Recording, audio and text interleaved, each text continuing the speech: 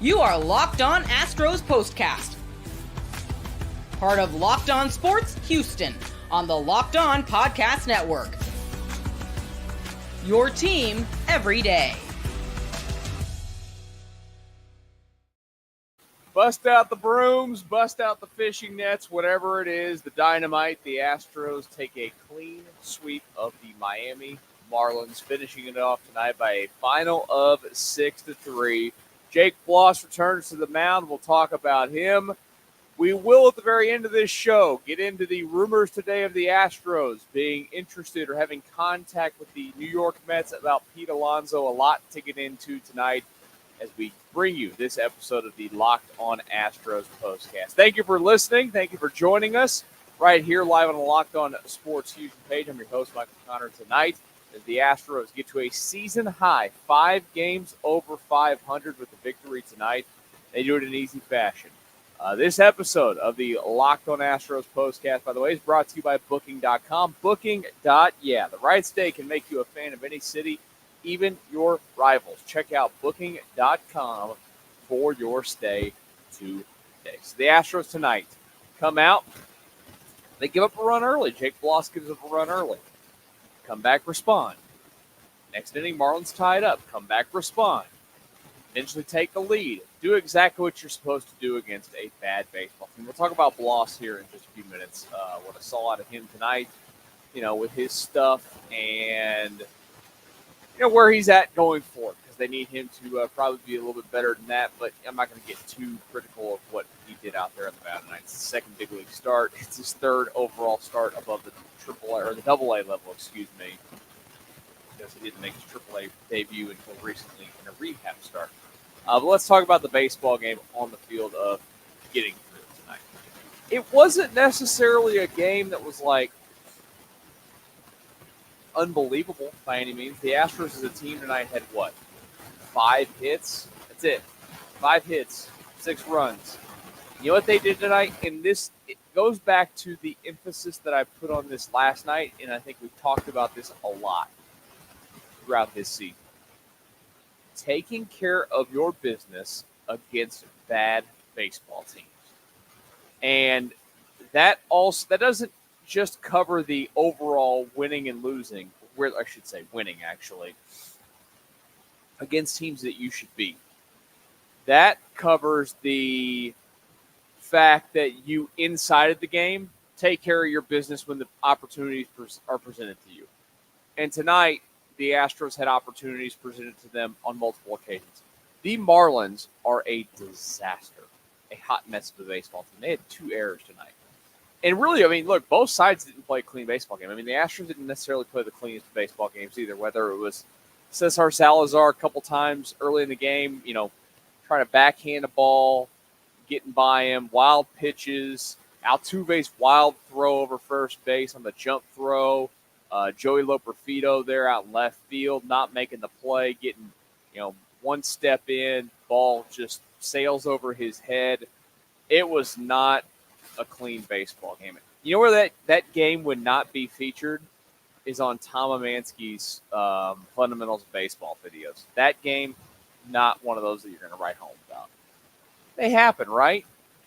But here's the difference in this game. Here's the difference in those 2 teams. One team took advantage of all of those opportunities. The other team did not. And that's why one team got the victory, the Astros, and the other didn't. And that's why one team is good and the other one's not. The Astros do a better job of consistently now taking advantage of opportunities that other teams give them, and the Marlins don't. And the Marlins had 11 hits tonight. The Marlins had ample opportunities to get guys in, tie the game up, whatever. And the Astros weren't any good with runners in scoring position tonight. They were 1 for 6. But go look at Miami. They're 1 for 10. They left 9 men on base. They didn't take advantage of some of the opportunities the Astros defense, awarded them in the baseball game tonight. That's why they're a bad baseball team. Simple as that. Sorry, I'm over here.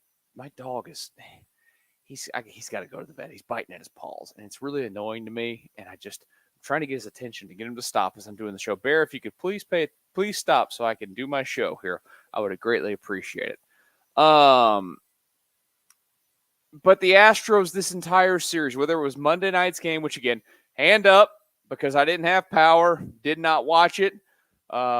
Kept up with it on the game day or on the MLB app a little bit, but did not watch it. Last night's game, easy, kicked butt up and down the lineup. Fromber rolled. That was a cakewalk of a win. Tonight was a cakewalk of a win to an extent, but you know what? It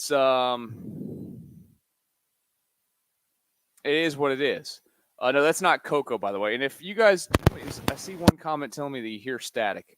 I might need to unplug and plug my microphone back in, but whatever. Now we have 3 dogs, by the way. Coco's not in here. Coco's already in bed. It's past her bedtime. She's our rally dog at the show. If you don't know who Coco is, if you're new to the channel tonight, first of all, hit subscribe. Appreciate that. I am an owner of 3 dogs, and one of them is a tiny Chihuahua who sometimes will come in here and,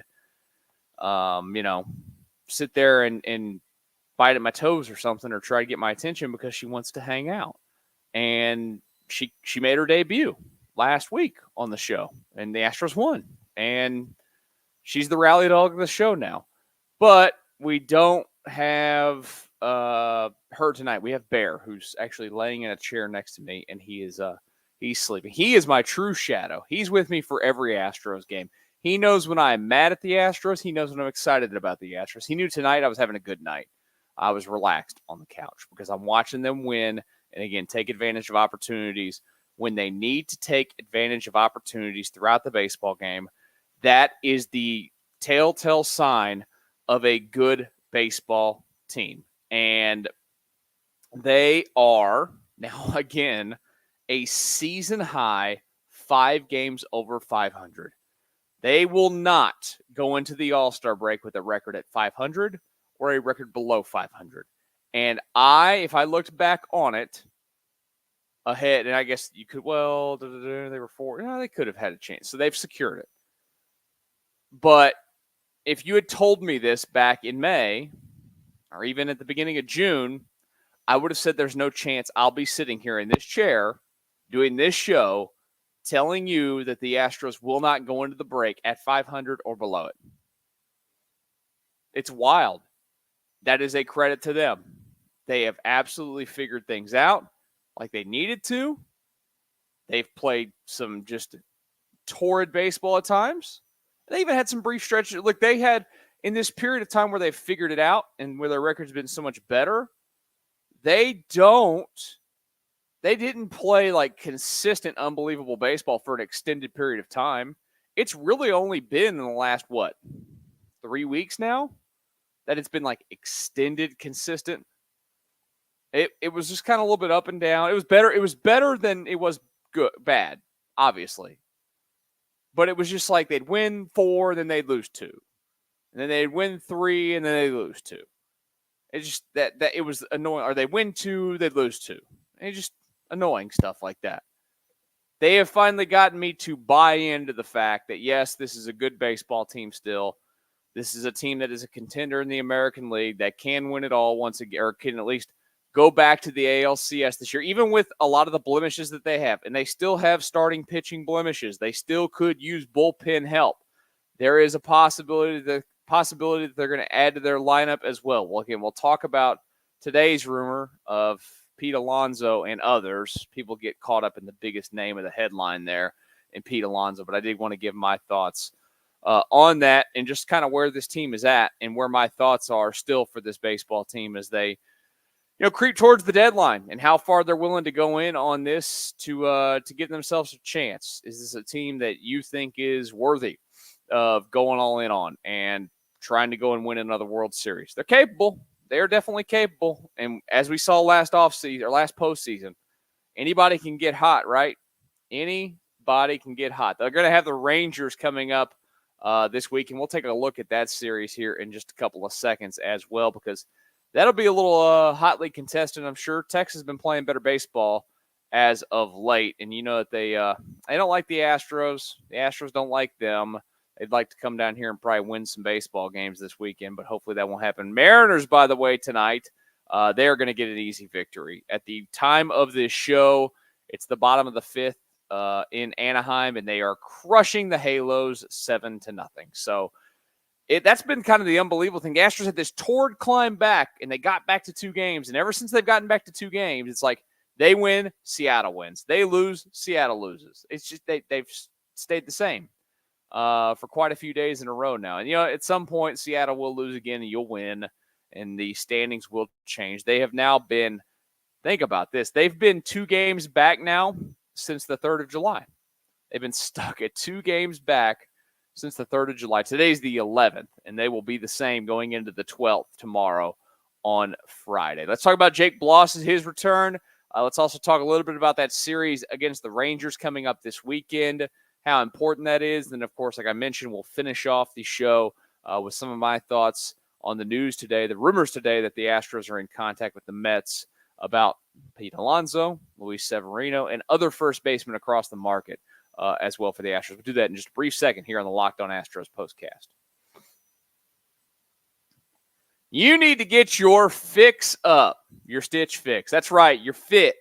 Is it not good? Do you not have that drip, that swag, that riz, as the kids like to tell you? I only say that because I have a 16-year-old nephew and a 14-year-old nephew that live here with me, and they always like to tell me that they got a lot of riz. You know what they don't have a lot of? Drip. And you know what they need? Stitch Fix. I hope that they're sitting in their room right now like they usually are, because I know that they get the notifications on their phone, and they'll pull up the show, and they'll hear it. And I'm talking about them right now. They don't have drip.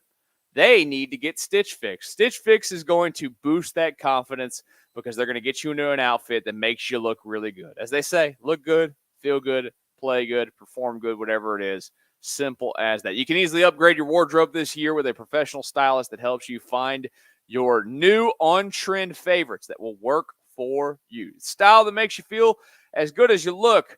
Now's the best time to get started at StitchFix.com/MLB and get $100 off. That's $25 off your first 4 fixes for a limited time only. That's StitchFix.com for $100 off. StitchFix.com/MLB. Must redeem within 7 days of sign up. Offer does not include kids fixes. And one more message for me before we get back to our Astros discussion. And of course, here on the Locked On Astros Postcast, we do pride ourselves on getting you the latest news on your team, whether it's the offseason, the draft, spring training, or the playoffs. It's year-round. You know what else is year-round? Collection season. Just because tax season is over doesn't mean the IRS will stop coming after you for your unfiled taxes. The IRS can garnish your wages, levy your bank accounts, and even seize your property. Don't let the IRS target you. Let the licensed professionals and tax experts at Tax Network USA go to bat for you. With over 14 years of experience and an A+ rating by the Better Business Bureau, Tax Network USA has saved their clients over $1 billion in tax debt. Whether you owe taxes, have complicated matters that require tax planning, or finally hit that parlay this season and need help correctly filing, call 1-800-549-1000 or visit tnusa.com/lockedon. And be sure to mention Locked On Astros Postcast at checkout, and you'll receive $250 in discounts off their services. Locked On Astros Postcast here on a Friday. It's not a Friday. I'm already dreaming about tomorrow. A Thursday night. Simple as that. If you do have, I'm just pulling up here real quick, questions. I'm looking at you guys right here. Or I should say the comments. I see somebody says that they have a question. Just ask it, and if I see it here in a second, I'll answer it. But they win tonight 6-3 over the Miami Marlins. Clean sweep. I said sweep. No, clean sweep of the Miami Marlins tonight. They're now 49-44. They're going to go into the break with at least 50 wins. It's incredible. There was a point in May or June or something where they hit a stage where they were 12 games back or whatever, where they would have to play almost 600 ball the rest of the season. That was something that I would always say is that is this team capable of playing 600 ball? No. Just look at them. They're giving you all the evidence in the world that they're not capable of doing that. But look, they completely flipped that script. And It's just unbelievable that they've done that to get to where they're at right now.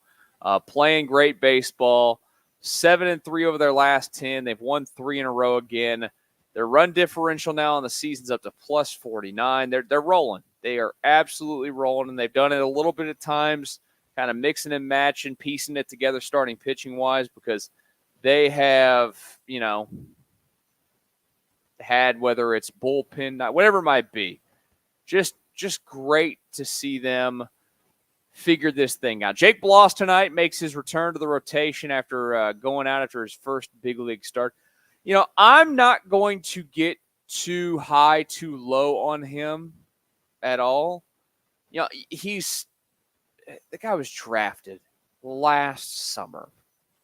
He was sped through this system, performed in the minor leagues, performed at a very high level. There's a reason why the Astros rushed him through that system the way that they did. They felt comfortable, and they also had a need.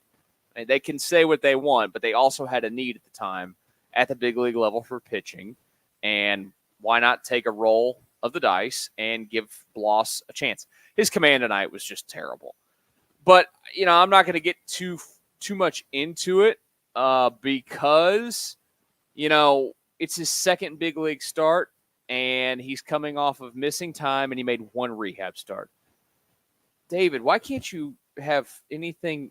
I'm looking at the comments right now, the live comments here on the YouTube channel, and David is always glass half empty. He's not that, David. Bloss is a good pitcher. You got to give him time. He's made 2 big league starts, man. You don't got to start dogging him just yet. Just give it a minute. But there's something moving forward that you'd like to see is that, he finds a way to command the zone a little bit more. You see the stuff. He's got mid-90s. He's got some good breaking stuff. It's just going to be about command. He's got the deer in the headlights look a little bit, which I would expect. It's a guy that, again, was pitching at Corpus Christi a month and a half ago. Hey, the big league team was probably not even, on his radar at all. And here he is. He's pitching at Minute Maid Park. It benefits him tonight. It's a soft landing spot to come back against. Look, the Marlins should have had more off of him probably. They didn't. Because, again, they're a bad baseball team, and bad baseball teams don't do a lot in any situation. And,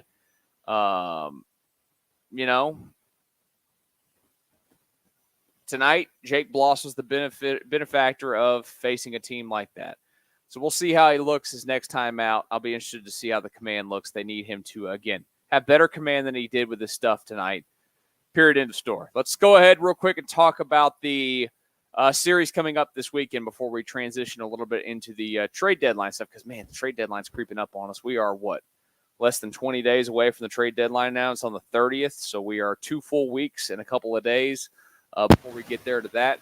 But tomorrow night, first of 3 over the weekend against the Rangers, of course. I'll be with you for all the post-cast action. These teams have records that are flipped. Astros 49-44, Rangers 44-49. Tomorrow night, Hunter Brown up against Andrew Heaney. Brown's got to bounce back, obviously. Tough one for him in the last one. I don't know how Andrew Heaney's ERA is 3.80, to be honest with you. He's got a record of 3-9.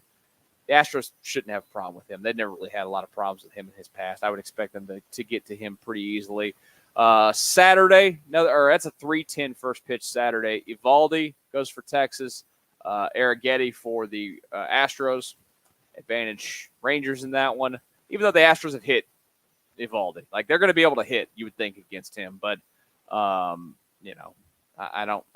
personally not feeling all that hyped about Spencer Arrighetti at the moment. Then they're going to finish it off Sunday. Texas has not announced a starter. Ronel Blanco will go for the Astros. They get to take 2 out of 3. I know. Here's the thing, though. I know everybody's just like, "Oh, you're not got to worry about the Rangers," and I've even said it to an extent. I don't think that you're going to have to worry about the Rangers, but they're playing better baseball. They're winners of 7 of their last 10. I know that they're coming off of a loss in their last one. They're scoring a lot more runs. They give up a lot of runs, too. But they actually have given up less runs than the Astros this season by 3. But, they're playing better baseball, and you can't just completely ignore what's going on up there because they're hanging around. And teams that hang around are dangerous, especially when they get some health in some certain spots later in the season.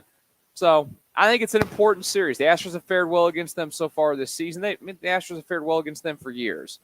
They need to continue that trend and a chance to kind of, look at it. I'm not going to sit here and get greedy. Would it be awesome if they swept the Rangers? Of course. Think if you swept them. You push them to, right now they're 5 games behind you. You push them to 8 games behind you. Like, come on. That's a big, big cushion. So, again, I'll get greedy. Sweep them, please. We got to get to the trade deadline stuff. Thank you again for you guys joining us tonight. If you're new to the channel, if you're watching this later, please hit the subscribe button. We're climbing. I don't know what our number's at these days. I haven't looked at it today, but we're making money moves. Oh man, we're up in the 1300s. Can we get to 1400 by the end of the weekend by All-Star break? Can you guys get the subscriber number to 1400? I think you can. I think by the end of July you can get it to 1500. I'm challenging all of you that are watching this video live or later on to hit the subscribe button. It will be something you won't regret because we're here after every game. And not just Astros, Texans coming up. We'll do this for Texans games. We'll do it for Rockets games. We'll do it for Cougs games, football, and some basketball as well. So come on in. Strap on in. Let's talk Houston sports like I've been doing with you guys for years. We've got a lot of Astros baseball still in front of us. Let's talk that trade deadline now. The rumors out today for the Astros. Next here on the Locked On Astros Postcast. It's summertime, and, well, I shouldn't have to tell you guys that here in the city of Houston. It's hot outside. I hope if you're watching the show tonight, you have power. But if you don't, why don't you use Booking.com and get into a hotel this weekend if you have not gotten your power back? Or if you're out to hitting the road this summer to watch the Astros in a different ballpark. I've told you guys about this.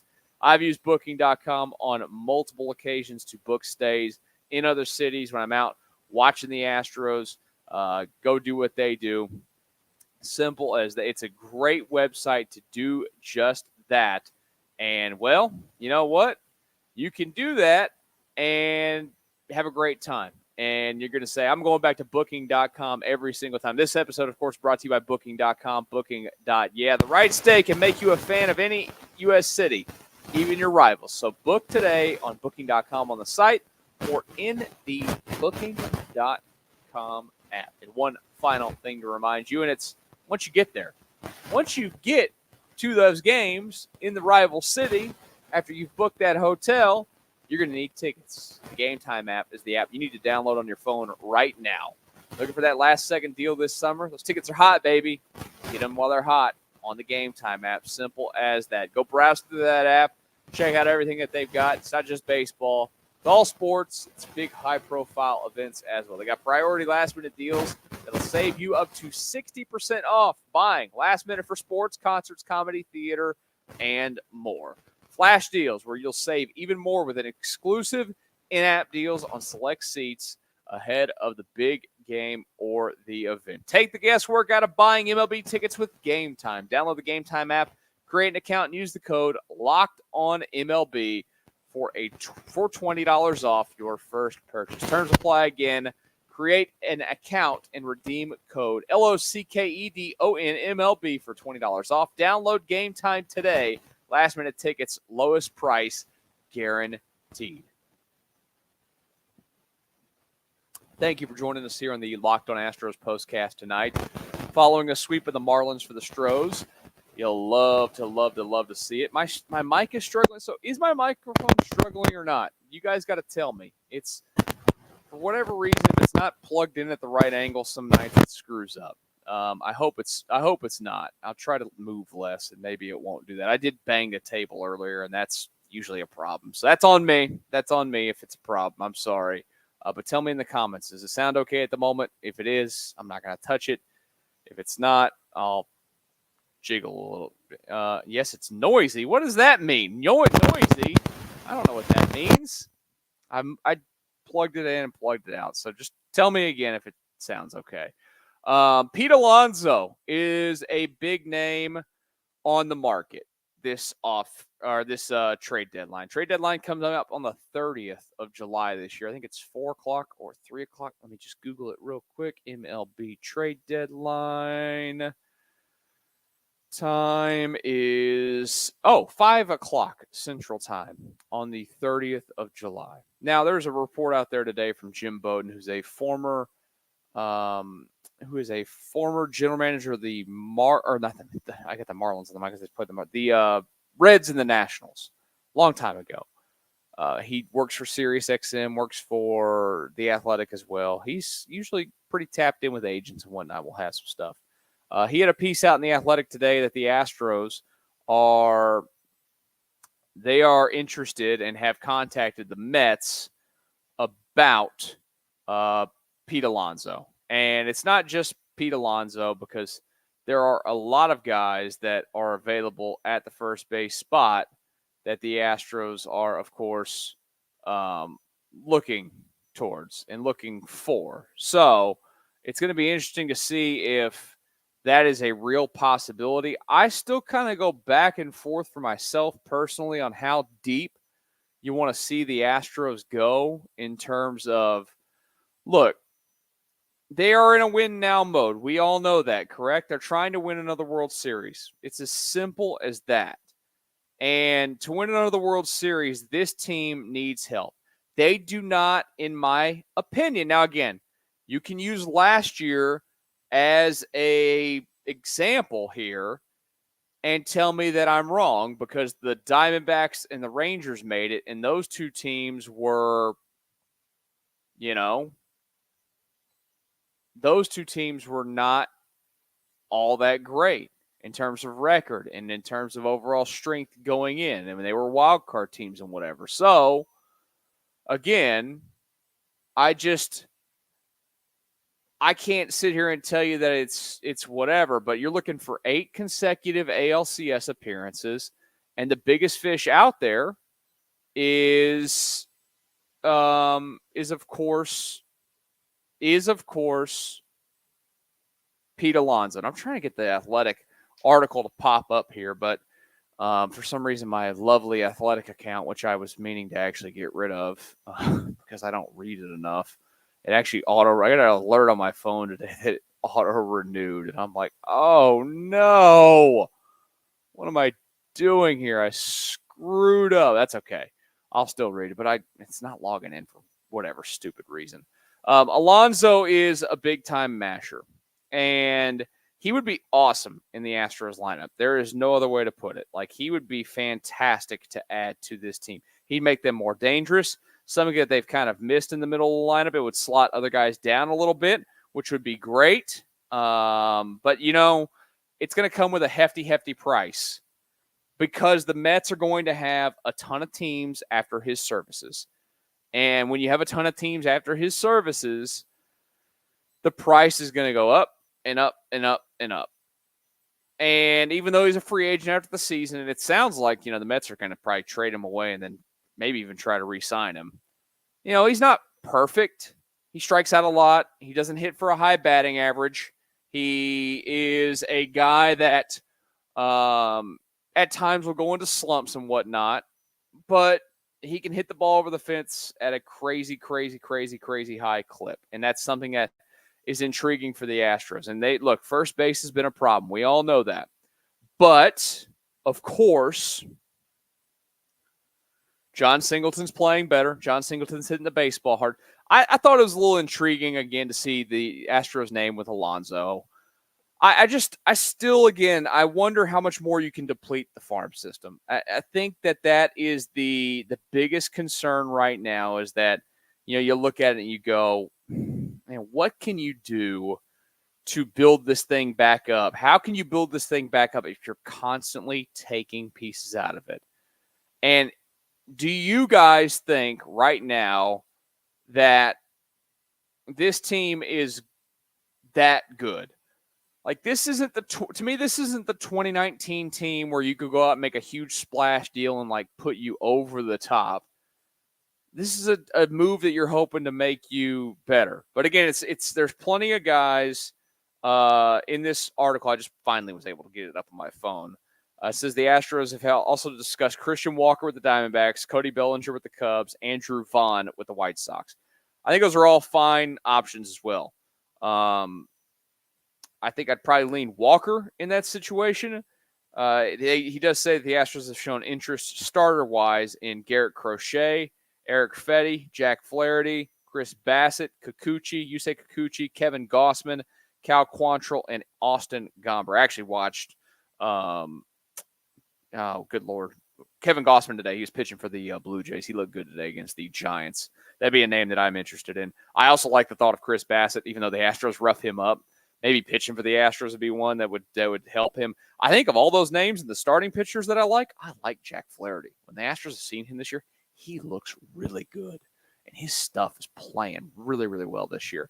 I would rather see them get a starting pitcher. I'm going to say it right now. I think that they can get by offensively with what they have.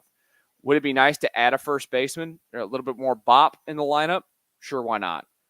But I think it's clear their minor league system has no starting pitching depth anymore, and they really, really, really need to add to that rotation to give themselves, I think, kind of something to fall back on. Because, I mean, the Verlander thing, it went from a neck discomfort to he's barely tossing and doesn't want to re-aggravate it or something. Something's clearly wrong there. He's not going to hit his option now, too. He's going to be a free agent after this year for sure.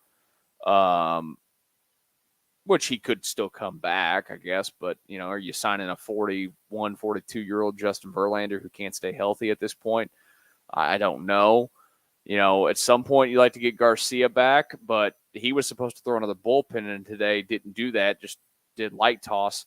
I hadn't even talked about it yet, but Lance McCullers getting shut back down. I mean, nothing shocking. I'm telling you, it's a waste of time wondering if he's ever going to pitch for them.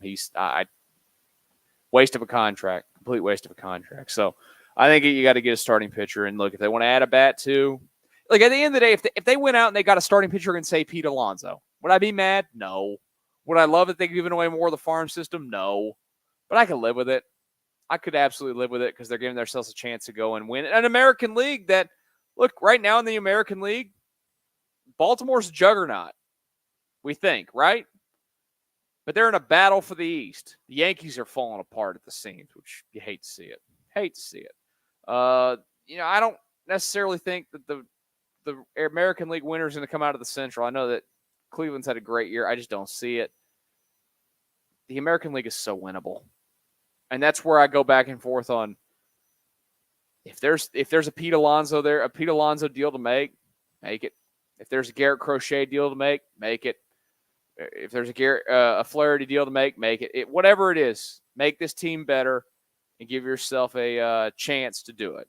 And to those of you asking, I don't think I wouldn't give away Joey Loperfido unless it was for a player that has control. It's the only way I'd do it. I don't want to give up Joey Loperfido, but I think that you can trade him. I don't think he's untradeable by any means. But it can't be for a rental. Loperfido for a rental would be a mistake. I think that's just kind of where they're at now.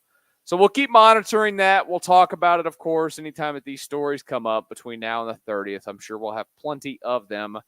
You guys know I still like to talk big picture of it. I know we do these as postcast after the game, but I like to talk about the rumors and whatnot that goes on because it's something I've done for a long time and usually try to get a little tapped in with some people that I can talk to in the sport and see what they got going. We'll see if I hear anything over the next few weeks, and if I do, I'll let you guys know about the little secrets or whatnot.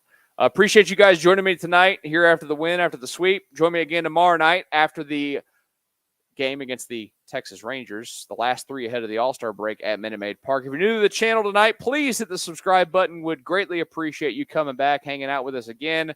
We're on our climb, baby, to 1,400. It's going to be here before you know it. Get on that train while you can.